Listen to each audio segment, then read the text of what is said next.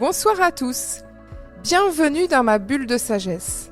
Je suis ravie de vous retrouver pour un nouveau numéro d'Envie de sagesse, un épisode spécial consacré à Julie Dradviak. Bonjour Julie.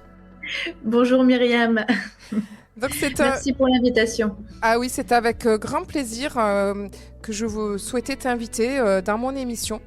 Donc, je vais préciser, je t'ai rencontré aux rencontres Sciences et Conscience à Haut-Villars. Tu es venu au mois de juin présenter un spectacle son et lumière où tu as lu des poésies, des textes sacrés, des textes mystiques avec un fond musical et une vidéo aussi derrière.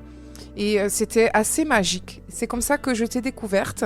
Et je me suis abonnée à ta page Facebook. Depuis, je suis tous tes posts et toutes tes actualités. Et donc, voilà, c'est avec plaisir que je t'invite à venir partager à nos auditeurs Agenais et au-delà tout ce que tu proposes. Alors, je vais essayer de te présenter. Mais tu as tellement de casquettes. Je vais dire, Julie, que tu es une poétesse, auteure. Et tu as une chaîne YouTube, Le Jardin des œuvriers, où tu partages beaucoup de lectures, on va dire des lectures inspirées, des lectures soit des textes que tu écris toi-même, soit des textes de personnalités qui t'inspirent. Oui, c'est bien ça, oui.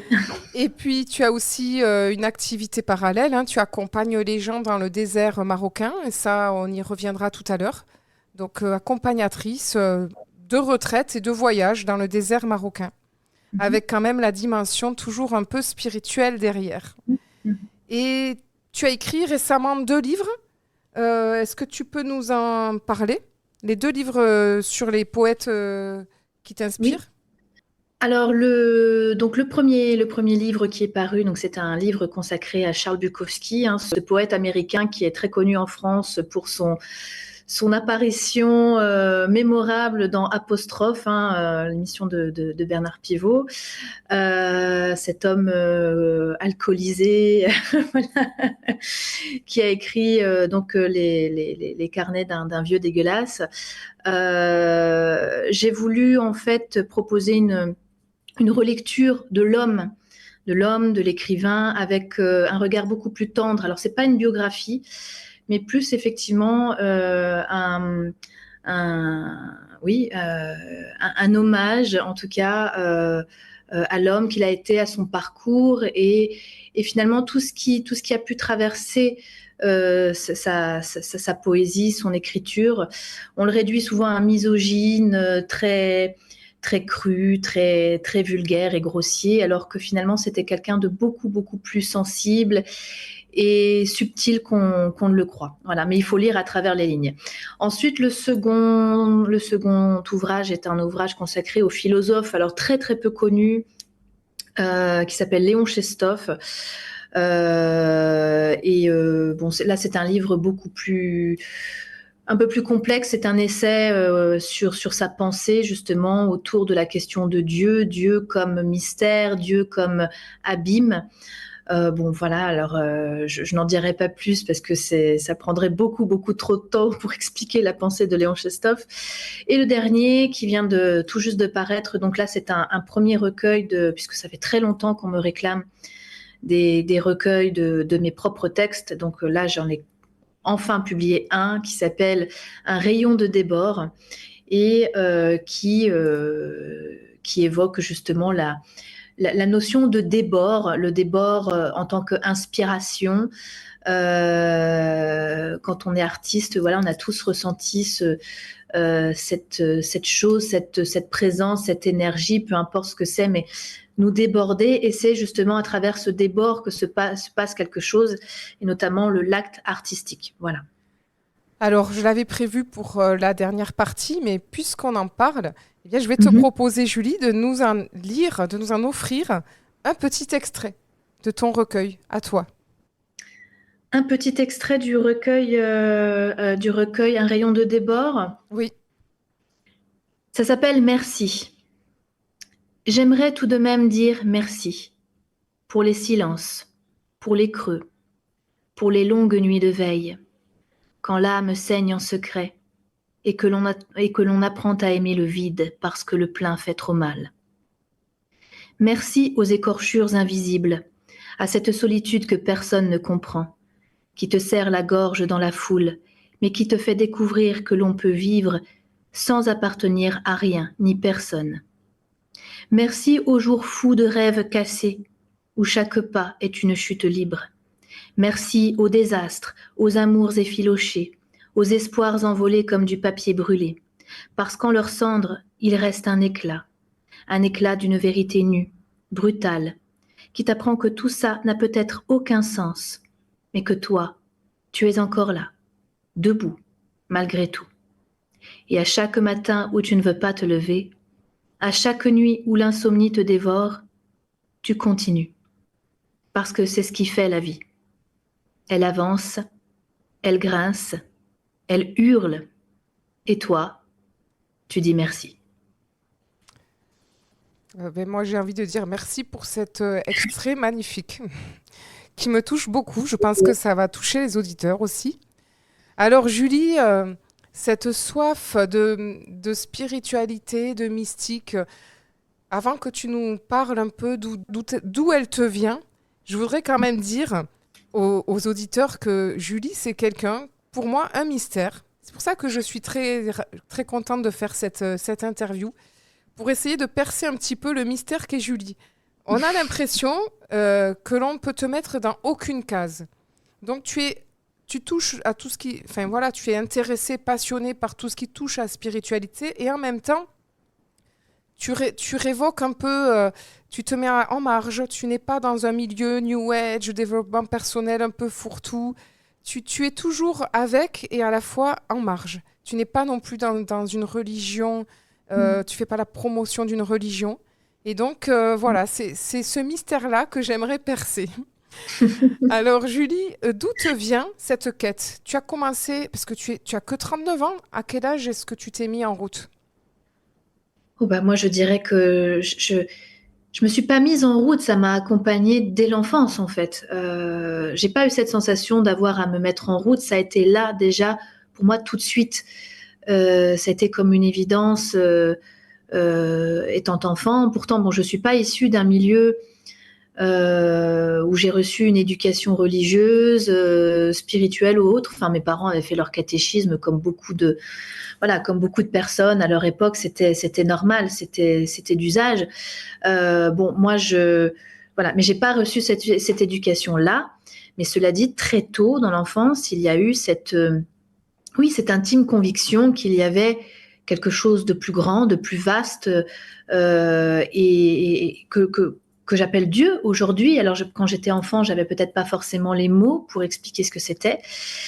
Et oui, et au fil du temps, bon ben voilà, cette foi s'est développée, puisqu'après moi j'ai voulu aussi partir en quête ou même en enquête du mystère. Voilà, tu parles de ce fameux mystère, comprendre ce mystère, essayer de le percer.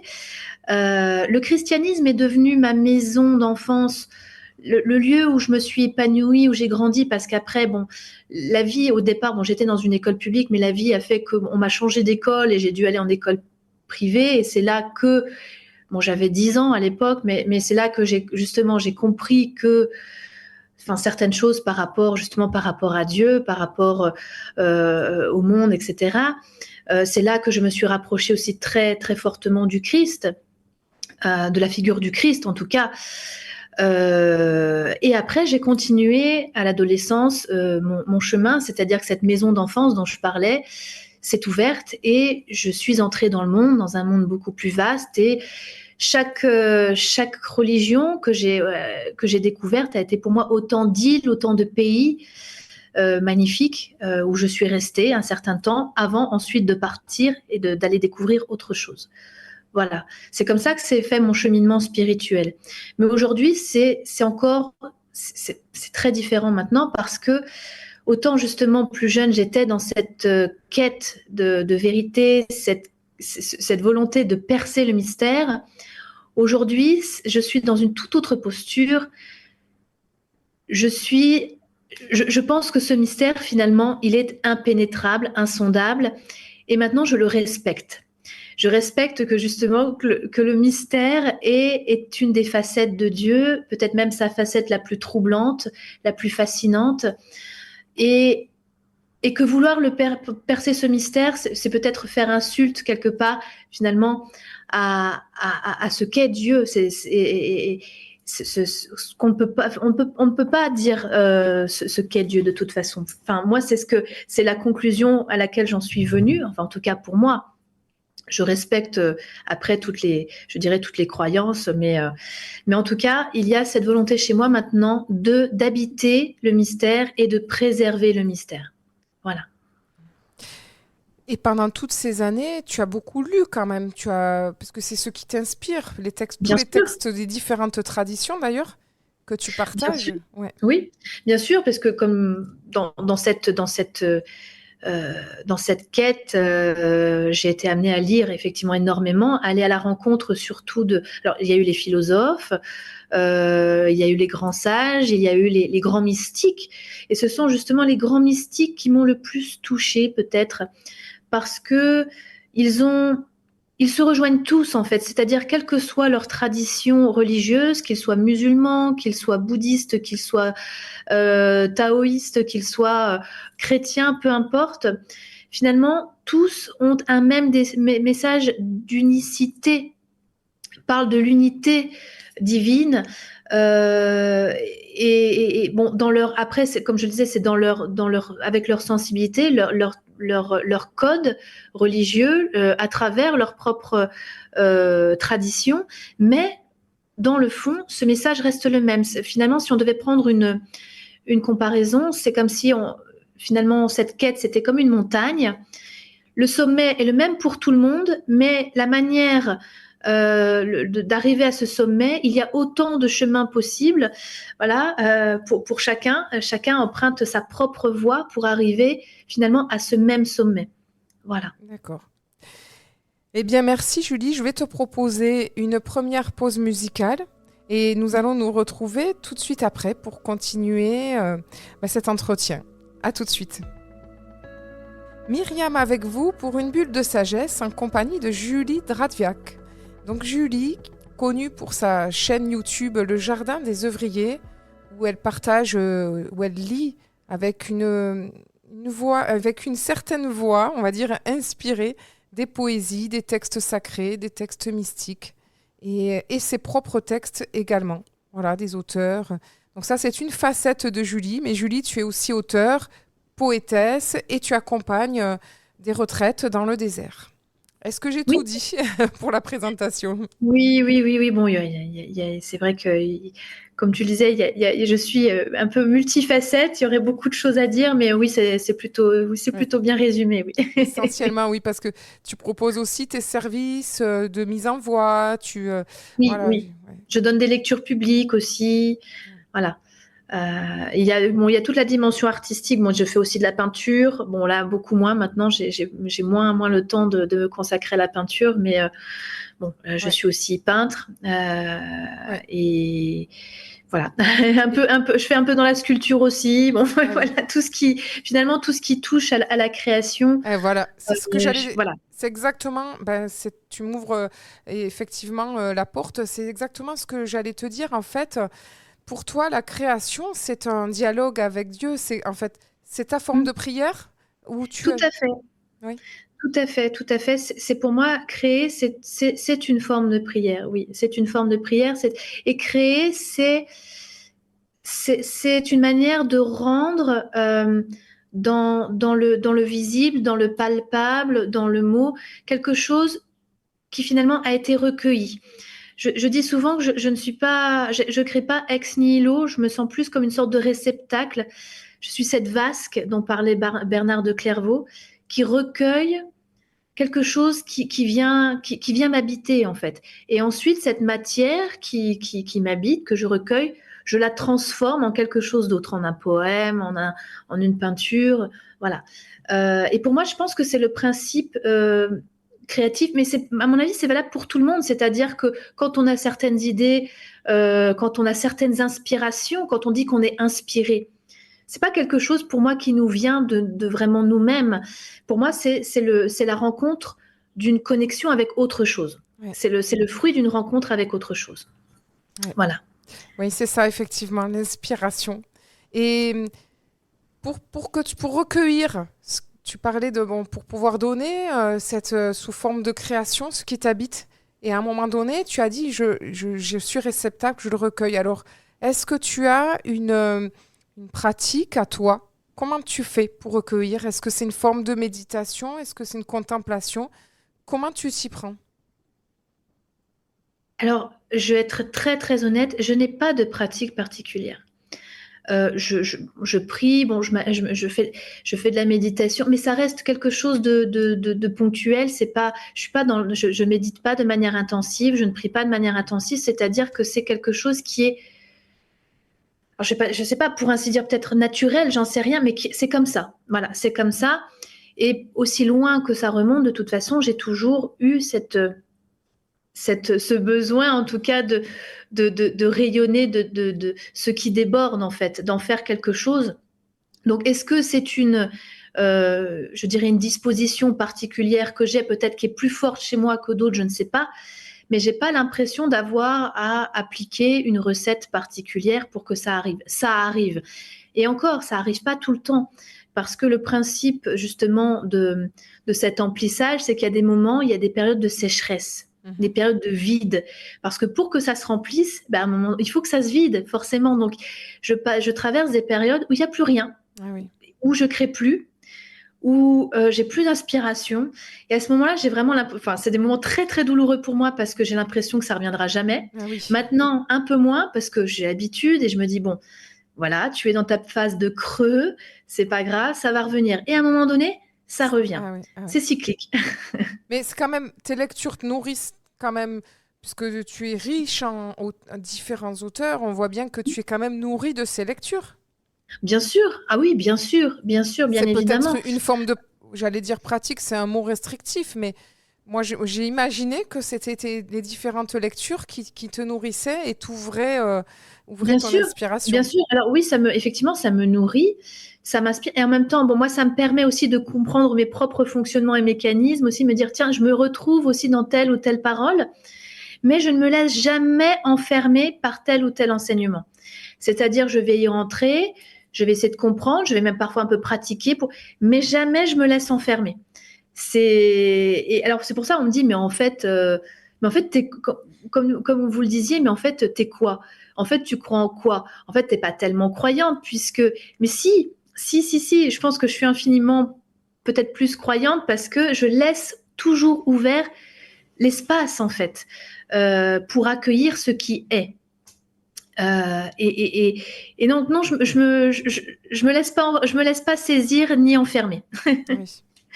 Ouais, c'est une volonté, voilà, d'être toujours disponible finalement à ce qui vient. Exactement, exactement. Tout en restant, tu disais, profondément chrétienne. Tu aimes rentrer dans les églises ou dans les autres temps. Bien sûr. Ça reste, je dirais, ma maison de cœur, ma maison, comme je le disais, celle qui m'a bercée quelque part. Et quand je reviens dans les églises, j'éprouve toujours la même émotion. Je me souviens, bon, quand j'ai quitté Haut-Villard, je suis repassée par Rocamadour. J'étais à la basilique. Bon, ça faisait des années que j'étais pas allée à la basilique. C'était un grand moment d'émotion pour moi. Bon, voilà. Mais ce sont toujours comme des retrouvailles pour dire au Christ, voilà, je reviens te revoir. Je suis toujours là. Merci d'être là aussi. Et tu restes toujours il reste toujours mon phare aussi, hein. Je me sens un peu comme une voyageuse et dans mes nuits un peu obscures, le Christ reste ce phare. Voilà. Mais tu as d'autres, effectivement. J'ai bien vu dans tes lectures, tu partages aussi beaucoup les mystiques soufis, voilà, de différentes traditions. Et je t'inviterai tout à l'heure, si on a le temps, à nous lire un extrait. Mais là, pour le moment, j'aimerais que tu nous lises un des textes que tu as partagé sur ta page, sur les réseaux sociaux, que j'ai beaucoup apprécié, qui a été aussi beaucoup repartagé et qui s'appelle Fais ta part. Fais ta part, oui. Alors, fais ta part. Ne laisse personne te voler l'idée que tu peux quelque chose. Même infime, même imperceptible, même sans bruit. Ne laisse personne te dire que tout est perdu, que tout est joué, que le mal est trop vaste pour ta main trop maigre. Le monde veut te faire croire que ta part est inutile, que tes gestes sont dérisoires, que ta voix se perdra dans le vacarme. Mais souviens-toi, chaque étincelle a une mémoire, chaque bonté laisse une empreinte, chaque acte, si petit soit-il, travaille dans l'invisible.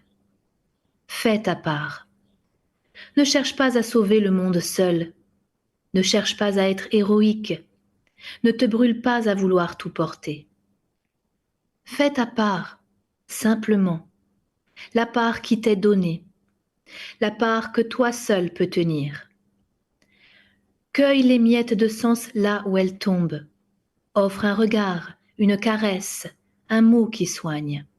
Protège un fragment de beauté dans un coin de ta vie. Tends la main là où plus personne ne l'attend. Fais ta part.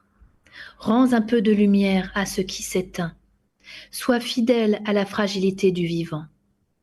Laisse ta colère devenir tendresse agissante. Laisse ta peur se changer en feu. Il ne s'agit pas de gagner, ni de triompher, ni de recevoir une médaille pour ta conscience intacte.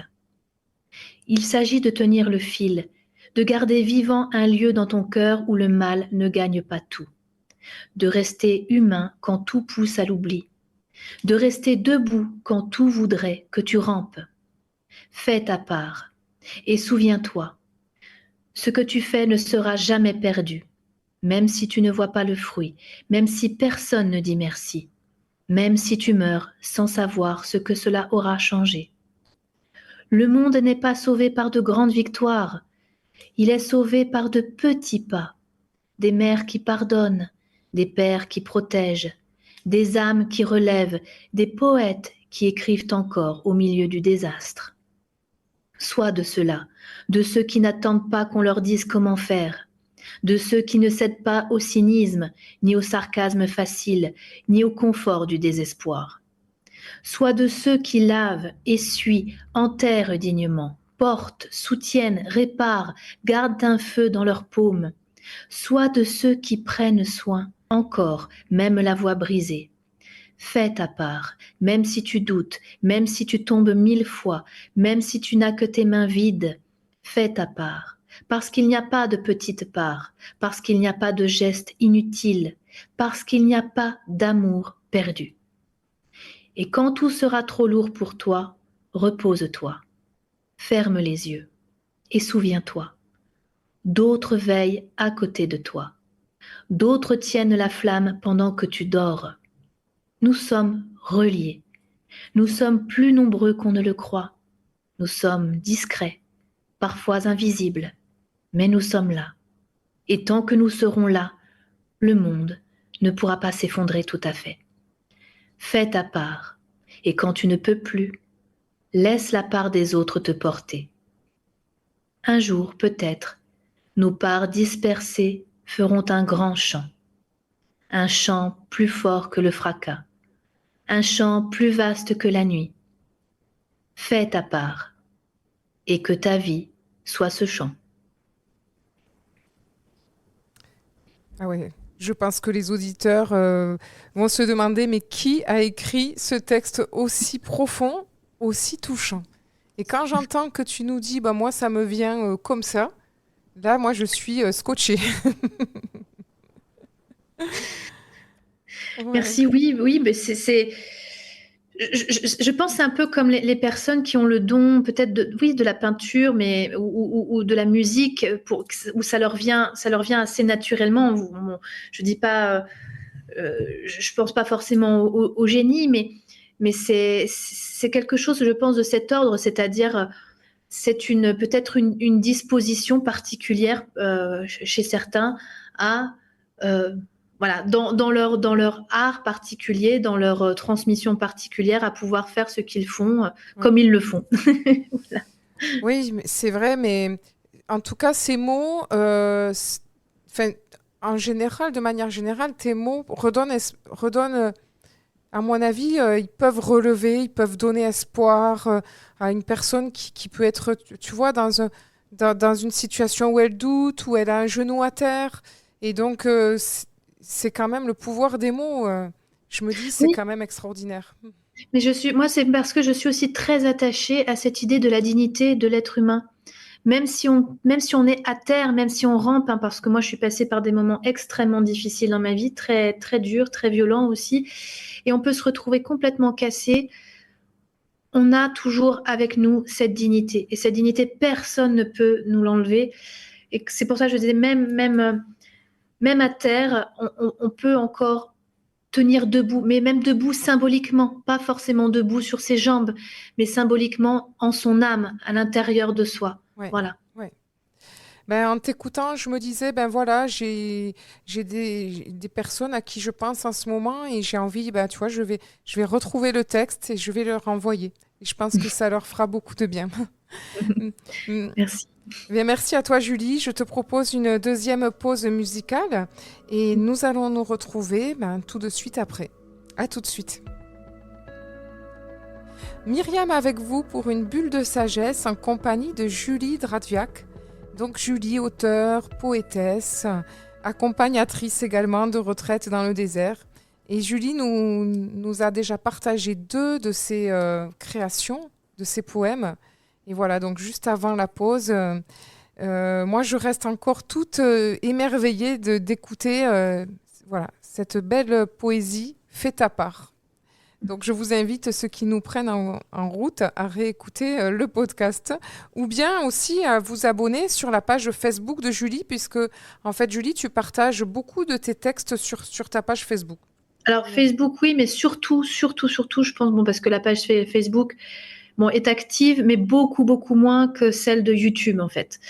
Ah oui. Donc, moi, j'inviterais davantage Ah oui. les auditeurs à me rejoindre sur YouTube. À s'abonner au Jardin des Ouvriers.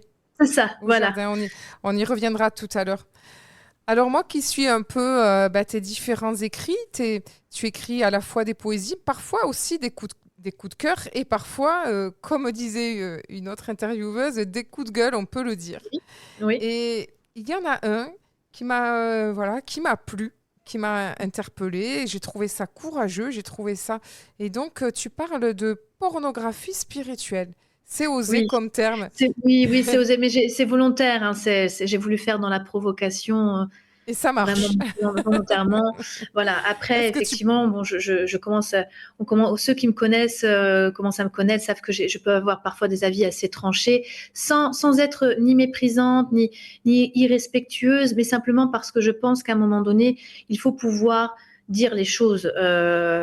C'est pas parce que on traite de spiritualité que ça veut dire qu'on doit tout laisser passer sous couvert d'amour universel, de bienveillance, enfin vous savez, tous ces concepts-là qui sont véhiculés justement dans certains milieux, notamment le milieu New Age, parce que ça doit absolument pas nous ôter, nous amputer de notre sens critique. Et à mon sens, effectivement, actuellement, ces dernières années en tout cas, il y a une marchandisation du spirituel, sous couvert aussi justement, ça se confond d'ailleurs maintenant, c'est que le développement personnel, c'est-à-dire que le développement personnel récupère aussi beaucoup, Oui. j'ai envie de dire, d'inspiration spirituelle, telles que par exemple du Rumi. Maintenant, on lit beaucoup de textes, de citations de Rumi, Jalal al-Din Rumi, hein, ce mystique soufi musulman. Oui. Voilà, dans certaines retraites spirituelles, dans certains, on voit ça sur des tasses, des t-shirts, sans finalement savoir de quoi Mm. on parle. Donc, on a finalement, on a fait rentrer Oui. le spirituel dans le capitalisme, Oui. Ben, dans le. on peut dire aussi pareil de Bouddha, de Oui, Marie-Madeleine aussi, ce qui est un de tes autres coups de gueule aussi. Une figure oui. La très figure de récupérée. Marie-Madeleine, qui est pareil, fait l'objet aussi d'une récupération qui parfois, quand elle n'est pas tout simplement honteuse, peut être même ridicule. Enfin voilà, il y a des choses qui m'ont semblé vraiment loufoques. Y a de tout en fait, hein. C'est-à-dire que c'est comme pour YouTube, c'est comme pour partout dans une société, il y a à la fois le meilleur et le pire. Et il y a des choses aussi carrément grotesques. Et bon, là, Marie-Madeleine, cette récupération, enfin voilà, il y a beaucoup de choses qui se font autour de la figure de Marie-Madeleine, des retraites, oui, se retrouver grâce à Marie-Madeleine. Il y a même une sexualisation aussi de Marie-Madeleine qui me semble pareil. Enfin, je veux dire, que peut-on dire de la sexualité de Marie-Madeleine? Moi, ça me semble pareil, complètement effarant. Quand je parlais du mystère, laissons Marie-Madeleine à sa place et laissons-la aussi à son mystère.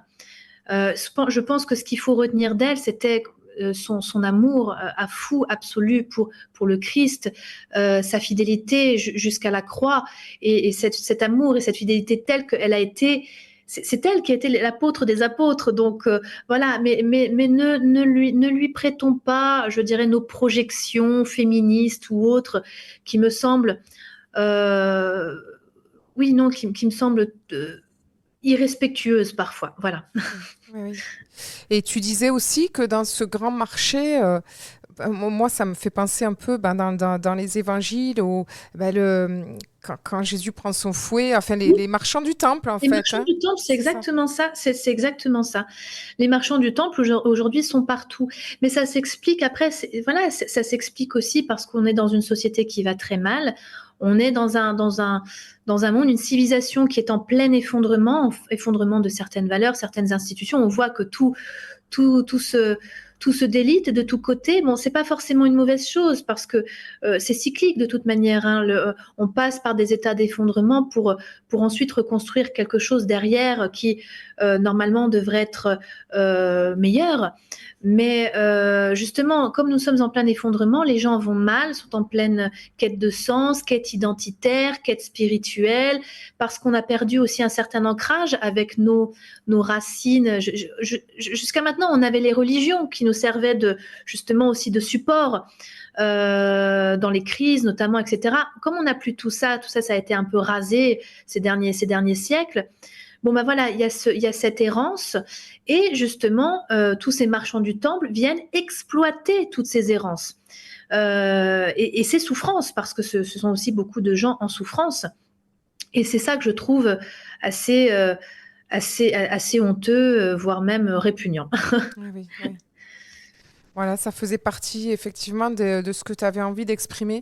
Et puis tu exprimes aussi autre chose d'important, il me semble, parce que finalement, toi aussi, tu accompagnes dans le désert les gens à essayer de vivre une expérience personnelle et intime avec, après, on peut dire Dieu, on peut dire, il y en a qui n'aiment pas ce mot, alors ils disent avec l'univers, avec la vie, voilà.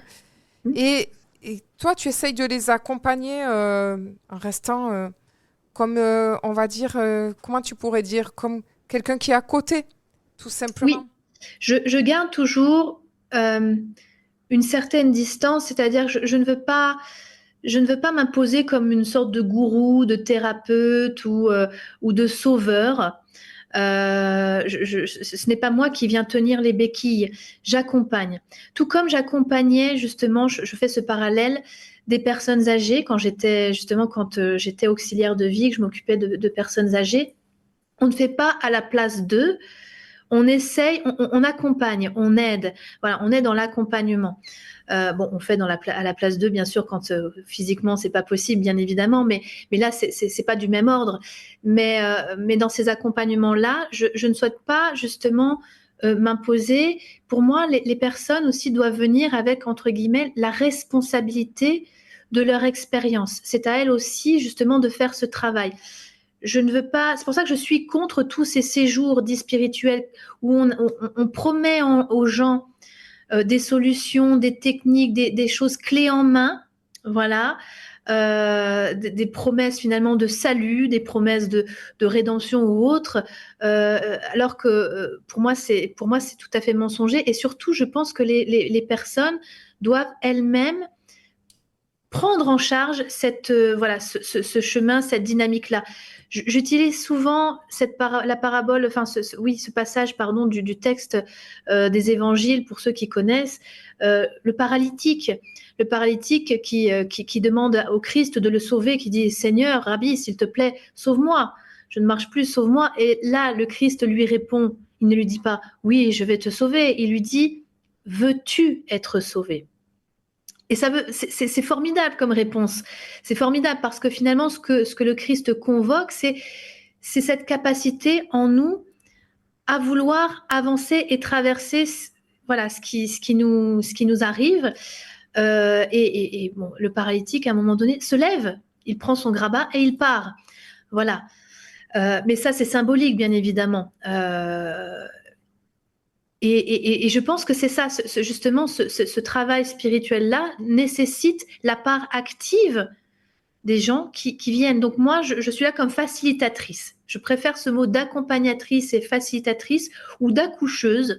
Voilà, mais c'est pas moi qui fais le travail. Quand on accouche une femme, c'est la femme qui fait tout le travail. C'est pas la sage-femme. La sage-femme accompagne finalement, veille au bon déroulement de l'accouchement.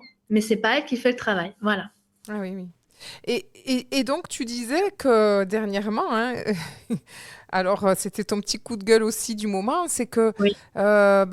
malgré toute l'éthique que tu mets dans ta posture, dans ces Mm. séjours, il peut arriver qu'il y ait des gens qui comprennent pas ta position, ou voire même après j'imagine, qui critiquent ou qui sont malveillants.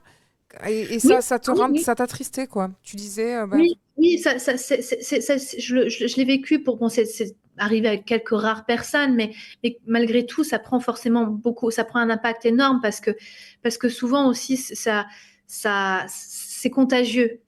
Et donc, ça peut aussi être comme une vague un peu sombre sur le reste d'un groupe. Il suffit d'une personne ouais, je sais bien. pour plomber une ambiance parfois. Ça, je pense que tout le monde en a déjà fait l'expérience, pas forcément dans une retraite spirituelle, mais Oui, voilà. Et là, oui, alors moi, parce qu'il y a aussi un phénomène qu'il ne faut pas négliger maintenant quand tout ce qui touche la spiritualité, il y a les nouvelles stars, entre guillemets, du spirituel, les nouvelles formes d'idolâtrie. On va voir en telle ou telle personne, voilà, une réponse, un sauveur, et moi, je suis vraiment contre ça. C'est pour ça que moi, je démonte, et régulièrement, je démonte tout ce que les personnes peuvent se faire comme projection à mon sujet, comme préjugés, comme je ne suis ni une sainte, ni gourou, et ça, régulièrement, je refais une mise au point là-dessus parce que je refuse ce phénomène d'idolâtrie qui peut enfermer les gens, effectivement, dans de fausses croyances et de faux espoirs aussi. oui, Donc oui, après, les oui, gens viennent et s'imaginent qu'on va les sauver. oui, Et c'est pas ça. oui, Donc moi, oui, voilà, je suis très très claire là-dessus. C'est oui, pour ça que ma méthode, entre guillemets, peut paraître un peu heurtante parce qu'on s'attend de moi à ce que je sois, que j'aille toujours aussi dans le sens des gens, que j'aille aussi dans le sens de la plainte.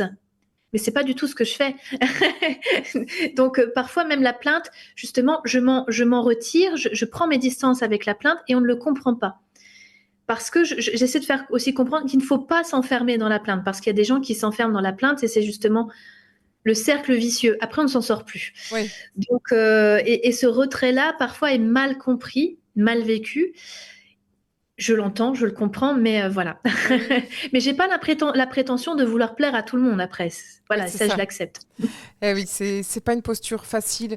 Mais c'est très vrai que j'écoutais voilà, dans tes propos, le fait d'idolâtrer quelqu'un, on en attend tellement que finalement, après, ça peut créer le Oui, revers de la médaille et de l'hostilité finalement.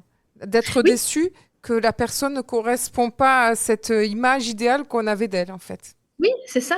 Sans oublier que justement la personne en face, moi ou un autre accompagnateur, nous restons des êtres humains Oui, avec aussi nos parts d'ombre, nos failles, ouais, bien sûr. nos fatigues, nos faiblesses.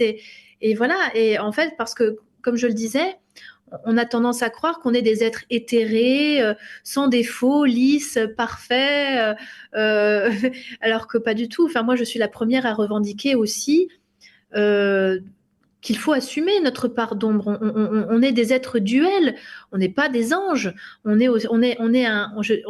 dirais, on est un savant et subtil mélange de l'ange et de la bête. Ouais. Comme dirait On est Pascal. plutôt cette rencontre entre les deux. Voilà, cette Oui, rencontre entre les deux. oui. Oui, c'est les fameuses pensées de Pascal, hein. L'homme est Oui, mi-ange, mi-bête. Mm. c'est ça, et c'est ça, et c'est pour ça que il faut l'accepter et se dire que bon ben non, et pour moi il y a pas de véritable bon si alors on va dire oui et le Christ alors dans tout ça bon voilà je rentrerai pas dans le débat maintenant mais Oui. ce serait beaucoup trop long. Oui. Mais moi, en tout cas, je refuse toutes les étiquettes, toute forme d'étiquette qu'on pourrait m'accoler. Voilà. Et d'ailleurs, je refuse les étiquettes en général, même sur les gens. Je pense qu'on est tous des êtres très complexes.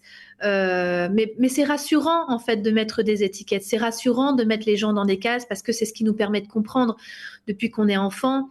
On range le monde dans des cases. Bon, bah, ça, c'est comme ça. Bon, le chaud, le froid, le beau, le moins beau, ce qui est gentil, ce qui est pas gentil, voilà. Mais l'être humain, c'est quelque chose aussi de mouvement. En mouvement, on n'est pas des êtres totalement figés non plus. Donc n'enfermons pas les gens dans des cases. Ne les mettons pas sous des étiquettes. Ça sert à rien. Eh bien, merci Julie. Je te propose une dernière pause musicale et nous nous retrouvons tout de suite après pour terminer cette émission. À tout de suite. Myriam avec vous pour une bulle de sagesse en compagnie de Julie Dradviak. Donc Julie, auteure, poétesse et accompagnatrice, on va dire, de séjours dans le désert. Et juste avant la pause, Julie, donc on parlait un peu de ces séjours, comment tu les organisais, ce que tu voulais éviter.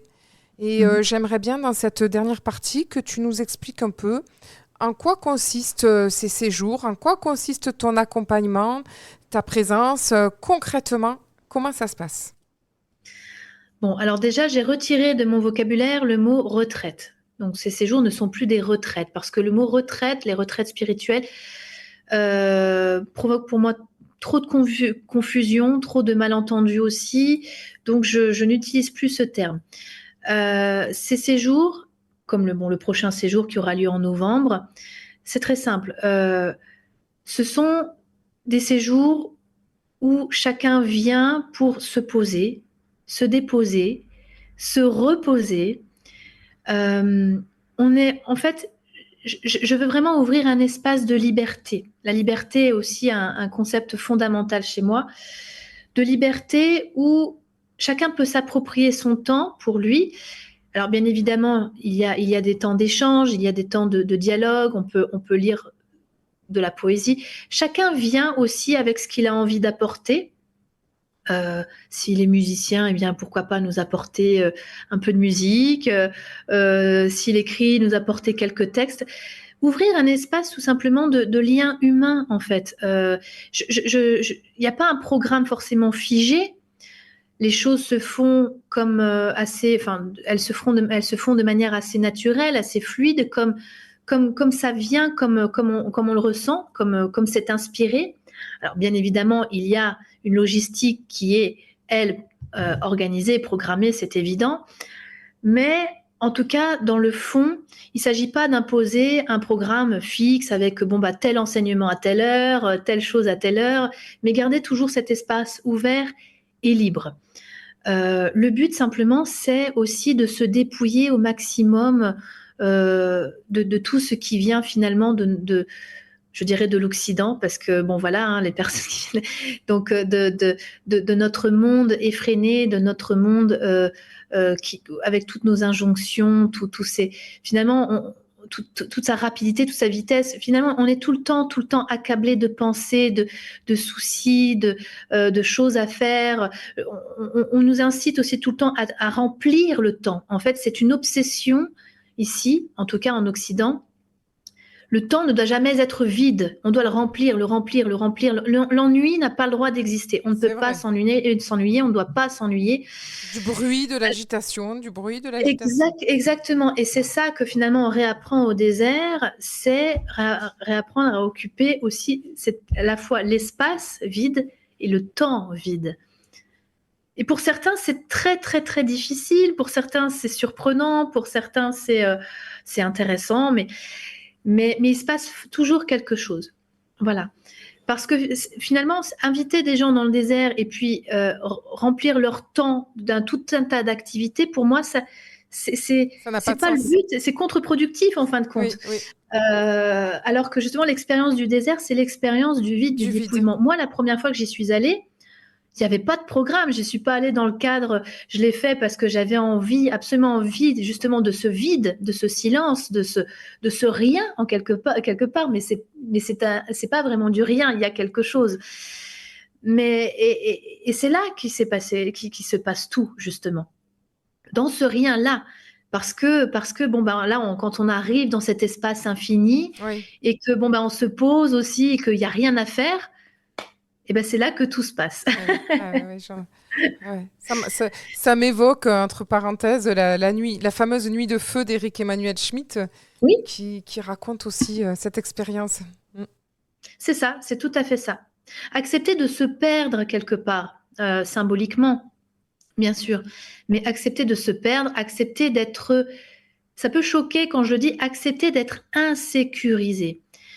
Pour certains, c'est compliqué. J'ai eu notamment le cas d'une participante qui, elle, a très mal vécu finalement cet espace où elle s'est euh, sentie justement insécurisée. Parce que, comme je le disais, on est dans un monde où on veut absolument de la sécurité à tout prix. On a les assurances, on veut garantir que tout se passera bien, que tout est bien. On veut toujours se prémunir du risque, se prémunir finalement de quelque chose qui pourrait, de l'imprévu, de l'imprévu. Alors que c'est dans cet imprévu justement aussi que surgit le miracle. Le miracle, c'est l'imprévu. C'est un imprévu, le miracle. Euh, donc, euh, euh, donc, mais pour ça, effectivement, il faut accepter de se laisser un petit peu insécuriser, de laisser ses repères vaciller un petit peu. Et voilà. Et c'est ça que je propose. Mais je le propose justement pas n'importe comment. Voilà, il s'agit pas de mettre quelqu'un dans le désert et lui dire bon bah débrouille-toi, marche. Oui, oui.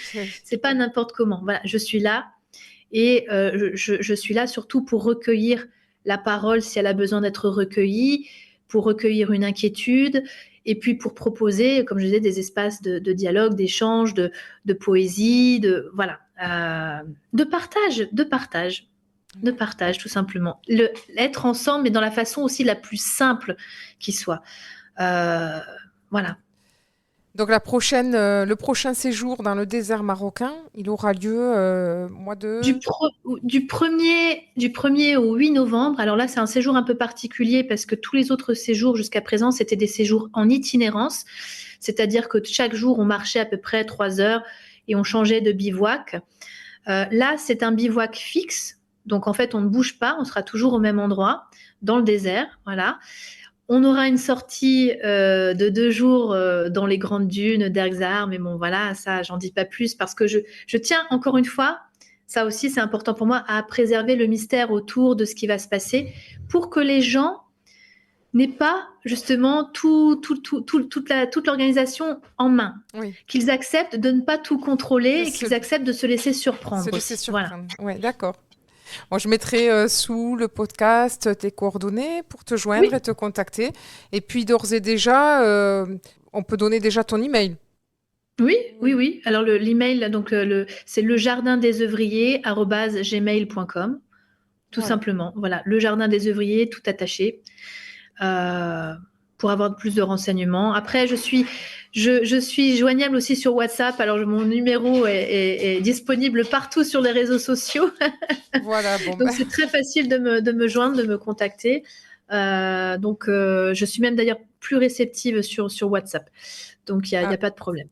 Voilà. Alors Julie, on a beaucoup, beaucoup parlé et malheureusement, c'est déjà la fin de La cette fin. émission. Je vais te proposer quand même un court extrait allez, une poésie qui t'inspire, un texte de toi, d'un auteur, celui que tu veux pour terminer cette émission. On y va. Donc, je t'aime comme l'eau s'offre à la rive, sans bruit, sans pourquoi, avec cette patience des choses profondes qui ne demandent rien. Je t'aime comme une source reconnaît la main qui s'y penche, avec cette joie silencieuse de désaltérer l'autre. Parfois tu passes et je suis rivière. Je trace ton nom entre les galets et les herbes coupées. Parfois tu t'éloignes et je deviens lac. Je recueille ton absence sous une lumière tranquille. Tu ne sais pas ce que ton regard a laissé dans mes courants. Un goût d'algues, de sel, de marée montante, quelque chose de toi que je bois encore. Tu es devenu ce que l'eau sait dire à celle qui attend. Et ce que l'amour, même sans retour, continue d'embrasser. Eh bien, merci Julie. Avec plaisir. Merci à toi Myriam. C'était vraiment, moi personnellement, j'ai pas vu le temps passer. Donc je pense que les auditeurs, eh ben, vous aussi, vous allez vous régaler d'écouter Julie, de réécouter Julie. Ce podcast sera partagé sur toutes les plateformes. Voilà, sur Radio Bastide, ainsi que sur YouTube, Spotify, etc. C'était Bulle de sagesse avec Julie Draviac. Et quant à moi, je vous retrouve tout bientôt pour un nouveau numéro d'Envie de sagesse. Et comme le disait Julie, ça sera pour Laissez-vous surprendre, nouvelle invitée, je n'en dis pas plus. Belle semaine à tous!